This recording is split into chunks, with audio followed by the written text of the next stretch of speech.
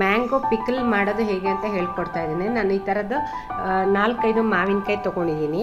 ಇದನ್ನು ನೀಟಾಗಿ ತೊಳೆದು ಒರೆಸಿ ಇಟ್ಕೋಬೇಕು. ಅದನ್ನು ಈ ಥರ ಕಟ್ ಮಾಡಿ ಇಟ್ಕೊಂಡಿದ್ದೀನಿ.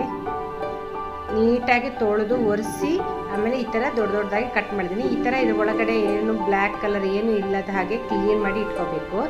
ಇಲ್ಲೆಲ್ಲ ಕ್ಲೀನ್ ಮಾಡಿ ಇಟ್ಕೊಂಡಿದ್ದೀನಿ. ಇವಾಗ ನಾನು ಒಂದು ಪ್ಲಾಸ್ಟಿಕ್ ಡಬ್ಬವನ್ನು ತೊಗೊಂಡಿದ್ದೀನಿ. ಪ್ಲಾಸ್ಟಿಕ್ ಡಬ್ಬಕ್ಕೆ ಸ್ವಲ್ಪ ಮಾವಿನಕಾಯನ್ನು ಹಾಕಿದ್ದೀನಿ. ಸ್ವಲ್ಪ ಮಾವಿನಕಾಯಿ ಹಾಕಿ ಆದಮೇಲೆ ಅದಕ್ಕೆ ಉಪ್ಪನ್ನು ಹಾಕಬೇಕು, ಕಲ್ಲು ಉಪ್ಪನ್ನು ಹಾಕಬೇಕು. ಸ್ವಲ್ಪ ಸ್ವಲ್ಪ ಮಾವಿನಕಾಯಿ ಹಾಕಬೇಕು, ಆಮೇಲೆ ಸ್ವಲ್ಪ ಉಪ್ಪನ್ನು ಹಾಕಬೇಕು. ಲೇಯರ್ ಥರ ಹಾಕಬೇಕು. ಇವಾಗ ನೋಡ್ಬೋದು ಎಲ್ಲ ಮಾವಿನಕಾಯಿನೂ ಫಿಲ್ ಮಾಡಿ ಆಯಿತು. ಇದಕ್ಕೆ ಇವಾಗ ಮೇಲೆಯಿಂದ ಸ್ವಲ್ಪ ಉಪ್ಪನ್ನು ಹಾಕಿ ಮುಚ್ಚಳ ಮುಚ್ಚಿ ಇಡಬೇಕು. ಇದು ಮುಚ್ಚಳ ಮುಚ್ಚಿ ಇಡಬೇಕು. ಇದು 3 days ಇಡಬೇಕು. ಆದರೆ ಮಿಡಲ್ 1 ಡೇಯಲ್ಲಿ ಚೆನ್ನಾಗಿ ಮಿಕ್ಸ್ ಮಾಡಿ ಇಡಬೇಕು ಇದನ್ನು. ಇವಾಗ ನೋಡ್ಬೋದು 3 days ಆದಮೇಲೆ ಈ ಥರ ಆಗಿದೆ, ಫುಲ್ ಆಗಿದೆ ಡಬ್ಬದಲ್ಲಿ. ಇವಾಗ ಹಾಫ್ ಆಗಿಬಿಟ್ಟಿದೆ ನೋಡ್ಬೋದು.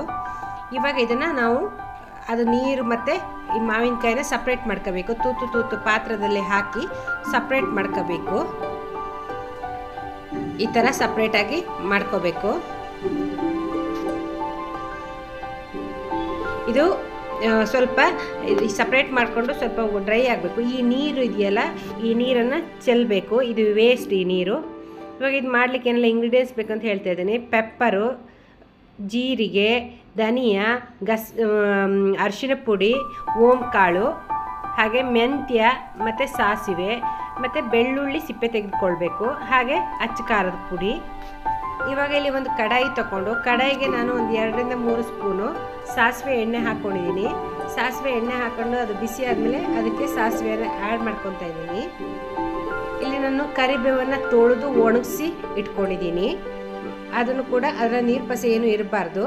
ಅದನ್ನು ಹಾಕ್ಕೊಂಡು ಆದಮೇಲೆ ಈ ಮಾವಿನಕಾಯನ್ನು ಹಾಕ್ಕೋಬೇಕು. ನೀರೆಲ್ಲ ಸೋಸಿ ಹೋದ್ಮೇಲೆ ಇದು ಮಾವಿನಕಾಯಿ ಇದಕ್ಕೆ ಹಾಕ್ಕೋಬೇಕು. ಹಾಕ್ಕೊಂಡು ಇದನ್ನು ಈ ಥರ ಚೆನ್ನಾಗಿ ಇದರಲ್ಲಿ ಫ್ರೈ ಮಾಡಬೇಕು. ಲೋ ಫ್ಲೇಮಲ್ಲೇ ಇದನ್ನು ಫ್ರೈ ಮಾಡಬೇಕು. ಅವಾಗ ಉಪ್ಪಿನಕಾಯಿ ಚೆನ್ನಾಗಿ ಸ್ಮೆಲ್ ಇರ್ತದೆ, ತುಂಬ ಚೆನ್ನಾಗಿರುತ್ತೆ. ಇವಾಗ ನೋಡ್ಬೋದು ಚೆನ್ನಾಗಿ ಫ್ರೈ ಆಗಿದೆ ಇದು. ಇವಾಗ ಇದನ್ನು ಸೈಡಿಗೆ ಎತ್ತಿಟ್ಕೊಳ್ಳೋಣ. ಅದೇ ಕಡೆಗೆ ಇನ್ನೂ ಸ್ವಲ್ಪ ಎಣ್ಣೆ ಹಾಕಿಬಿಟ್ಟು ಅದಕ್ಕೆ ಸ್ವಲ್ಪ ಸಾಸಿವೆ ಹಾಕಿ, ಹಾಗೆ ಬೆಳ್ಳುಳ್ಳಿ ತೋರಿಸಿದ್ನಲ್ಲ ಅದು ಸಿಪ್ಪೆ ತೆಗೆದು ಜಜ್ಜಿ ಹಾಕ್ಕೊತಾ ಇದ್ದೀನಿ. ಸಿಪ್ಪೆ ಸಮೇತ ಹಾಕಬಾರ್ದು, ಸಿಪ್ಪೆ ತೆಗೆದು ಜಜ್ಜಿ ಹಾಕಬೇಕು. ಹಾಗೆ ಸ್ವಲ್ಪ ಕರಿಬೇವನ್ನು ಹಾಕಿ ಇದನ್ನು ಇಷ್ಟು ಫ್ರೈ ಆದರೆ ಸಾಕು. ಇದು ಕೆಂಪಾಗೋ ತನಕ ಫ್ರೈ ಆಗೋದು ಬೇಡ, ಸ್ವಲ್ಪ ಫ್ರೈ ಆದರೆ ಸಾಕು. ಇವಾಗ ಇದನ್ನು ನಾನು ಸ್ಟವನ್ನು ಆಫ್ ಮಾಡಿಕೊಂಡು ತಣ್ಣಗಾಗಲಿಕ್ಕೆ ಬಿಡ್ತಾ ಇದ್ದೀನಿ. ಇವಾಗ ನೋಡ್ಬೋದು ಇದು ಬೆಳ್ಳುಳ್ಳಿ ಫ್ರೈ ಆಗಿರೋದು, ಇದು ತಣ್ಣಗಾಗಿದೆ. ಮಾವಿನಕಾಯಿ ಕೂಡ ಫ್ರೈ ಮಾಡ್ಕೊಂಡಿರೋದು, ಅದು ತುಂಬ ತಣ್ಣಗಾಗಬೇಕು. ಇದು ಬಿಸಿ ಯಾವತ್ತೂ ಅದು ಮಸಾಲೆ ಏನು ಹಾಕಬಾರ್ದು. ಇವಾಗ ಈ ಮಸಾಲೆ ಎಲ್ಲ ತೋರಿಸಿದ್ನಲ್ಲ ಅದನ್ನೆಲ್ಲ ಪೌಡ್ರ್ ಮಾಡ್ಕೊಂಡಿದ್ದೀನಿ. ಅದನ್ನೇನು ಹುರಿಯೋದೇನು ಅವಶ್ಯಕತೆ ಇಲ್ಲ, ಹಸಿಯೇ ಅದನ್ನು ಪೌಡ್ರ್ ಮಾಡ್ಕೋಬೇಕು. ಆ ಪೌಡ್ರ್ಗಳನ್ನೆಲ್ಲ ಹಾಕ್ಕೊತಾ ಇದ್ದೀನಿ. ಹಾಕ್ಕೊಂಡು ಚೆನ್ನಾಗಿ ಮಿಕ್ಸ್ ಮಾಡ್ಕೊತಾ ಇದ್ದೀನಿ. ತಣ್ಣಗೆ ಇರಬೇಕು, ಮಾವಿನಕಾಯಿ ಎಲ್ಲ ಫ್ರೈ ಆದಮೇಲೆ ತಣ್ಣಗೆ ಇರಬೇಕು. ಹಾಗೆ ಇದಕ್ಕೆ ಇವಾಗ ನಾನು ಖಾರಕ್ಕೆ ತಕ್ಕಷ್ಟು ಅಚ್ಚ ಖಾರದ ಪುಡಿಯನ್ನು ಹಾಕ್ಕೊತಾ ಇದ್ದೀನಿ.